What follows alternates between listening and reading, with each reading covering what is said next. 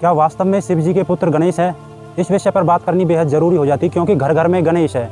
कुछ लोगों से मैं पूछता हूँ कि गणेश शिव जी के पुत्र कैसे हैं, तो वो मुझे कहानी और कथाएं सुनाने लगते हैं। हालांकि मुझे पता है कि मैं सोचता हूँ किसी से मुझे सच्चाई पता चले, कोई जानता है नहीं जानता, तो फिर भी मुझे निराशा हाथ लगती है। मैं उससे पूछता हूँ कि शिव जी के पुत्र कैसे हैं गणेश, तो फिर मुझे वो कहानी और कथा सुनाने लगते हैं कि बोलते हैं कि पार्वती माता को नहाना था, स्नान करना था, तो उन्होंने अपने बटना, जो बटना होता है कि जैसे मुल्तानी मिट्टी लगाते हैं, हल्दी वगैरह लगाते हैं, उससे एक बुत बना दिया और उसमें जान फूँक दी। कुछ लोग ऐसे कहते हैं कि उन्हें नहाना था और अपने महल से एक बुत बना दिया और उसमें जान फूँक दी कि भाई तू बाहर खड़ा हो जा और कोई आए अन्य को अंदर आने मत देना, ठीक है, अगर कोई भी अन्य को आने मत देना।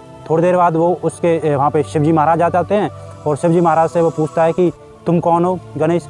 शिवजी महाराज पूछते हैं कि आप कौन हैं। वो कहता है मैं पार्वती पुत्र हूँ। वो कहता है कि मैं पार्वती का पति हूँ। तो दोनों में विवाद शुरू हो जाता है। विवाद इतना शुरू हो जाता है कि वो उसकी गर्दन काट देता है। अच्छा, अब ये तो हो गई कहानी। अब सच्चाई क्या है? सबसे पहले, क्या पार्वती, जो लोग बोलते हैं कि मैल से करी, क्या पार्वती इतनी गंदी थी कि वो सालों से नहाई नहीं थी, जो उनके ऊपर इतना मैल आ गया?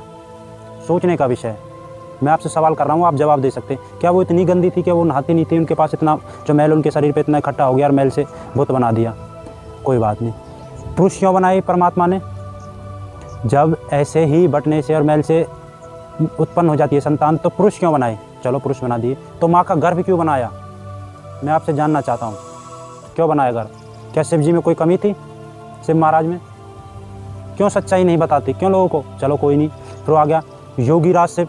योगी के शिव के बारे में आप जानते हो? नहीं जानते। शिव उच्च कोटि के योगी थे। योगी का परम लक्षण होता है कि वो हिंसा नहीं करता, और आपने उसे हिंसक बना दिया, अपने पुत्र की गर्दन कटवा दी। योगी को आगे पीछे का पता होता है। आप किस शिव की बात कर रहे हैं? कौन सी गंदी कथाओं में उलझ रहे हैं आप नहीं जानते। योगी का, सन्यासी को पता होता है कि आगे पीछे क्या होने वाला है। उसे ये नहीं पता कि ये मेरा पुत्र है, ये क्या है, मैं इससे विवाद करूं या नहीं करूं। वो विवाद करेगा, उस पर आरोप लगा दिया। या तो वो सन्यासी हो सकते हैं, या वो महापुरुष हो सकते हैं, या फिर वो एक कातिल हो सकते हैं, या हिंसा करने वाले हो सकते हैं। योगी नहीं हो सकते, क्योंकि योगी का परम लक्षण होता है कि वो हिंसा नहीं करता। आप हिंसक को मान रहे हो या उस महायोगी को मान रहे हो, जैसे उसकी कार्तिक जैसी संतान है उसकी। ठीक है। दूसरी बात, क्या कहा जहाँ पे वो माता नहा रही थी, क्या उसे विवाद सुनाई नहीं दिया कि यहाँ पे विवाद हो रहा है, कि मैं अब चल के देखो ये शोर किस चीज़ का है? वो आवाज़ मार के नहीं कह सकती पुत्र ये तुम्हारा पिता है, इसे आने दो।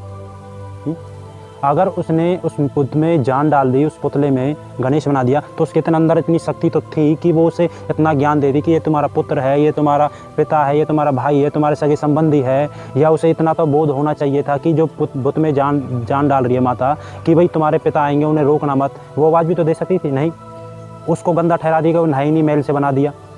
इतना अभोर बना दिया कि उसे ये भी नहीं बताया कि तुम्हारा पिता भी है कोई।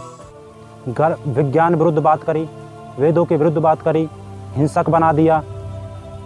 गणेश ने अपने पिता से लड़ाई करी, फिर भी तीनों को पूज रहे हैं। तीनों को गलत ठहरा दिया, फिर भी तीनों को पूज रहे हैं। ये चल क्या रहा भाई? या तो आप हिंसक मानिए, या उसको परम योगी मानिए, या माता को एक उच्च कोटि की देवी मानिए, या उसे फिर एक साधारण पुरुष महिला जानिए कि जो नहाती भी नहीं है, ऐसे ही है, उसे आगे पीछे का बोध नहीं है कि मेरा कोई पति भी है, कुछ है भी नहीं है, बस ऐसा ही कुछ कर दिया। क्या कर रहे हो भाई? ये आपकी कमी नहीं है, कमी उस कथा बनाने वाले, उस महामूर्ख की, उस महागद्दार की है, जिस देश को बर्बाद करना चाहता है, सनातन धर्म को बर्बाद करना चाहता था, और हम उसी पे विश्वास करते हैं। आप शिव के बारे में नहीं जानते।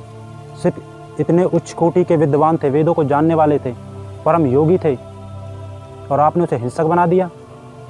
फिर उसकी गर्दन काट दी। माँ के वहाँ पे शोर मचाने लगी कि कोई बात नहीं है, मेरे पुत्र को जिंदा करो। वो बोल रहा है कि वो गर्दन है, अब तो वो गर्दन बासी होगी, और कोई सर लेके आओ जो उत्तर दिशा में हो, जो अपनी माँ से करवट लेके सो रहा हो, मतलब फेर के मुँह, उसका लेके आओ। वो चले गए, उन्हें हाथी मिला, हाथी गर्दन काट दी। एक और हत्या का आरोप लगा दिया सन्यासी योगी पे। समझ रहे हो ना? आपके अंदर बुद्धि विवेक है, कार्य कर रहा है। आप जरा विचार करो। योगी महाराज के ऊपर, शिव के ऊपर, सन्यासी के ऊपर, वेदों को जानने वाले के ऊपर दो हत्याओं का आरोप लगा दिया। क्या उसे अपने आगे पीछे का फर्क नहीं है? अच्छा, तो बच्चे का क्या कसूर था भाई? बच्चे का क्यों काटा? करवट लेके तो माँ सो रही थी ना, माँ का काटते, बच्चे का काट दिया, कोई बात नहीं। जब धड़ सर बासा हो गया था तो धड़ भी बासा हो गया ना, शरीर जो नीचे का था वो भी बासा हो गया। जो सर खराब हो गया तो नीचे की बॉडी भी तो खराब हो गई। मान रहे हो इस बात को कि उस कहानी में, कथा में दिखाया जाता है कि सर है जो वो ख़राब हो गया, वो ख़राब हो गया तो नीचे का जो शरीर है, बॉडी है, जो धड़ है, वो भी तो ख़राब हो गया, वो कैसे ज़िंदा कर दिया? कोई बात नहीं, फिर इतना बड़ा सर उस बच्चे के सर पे कैसे फिट कर दिया?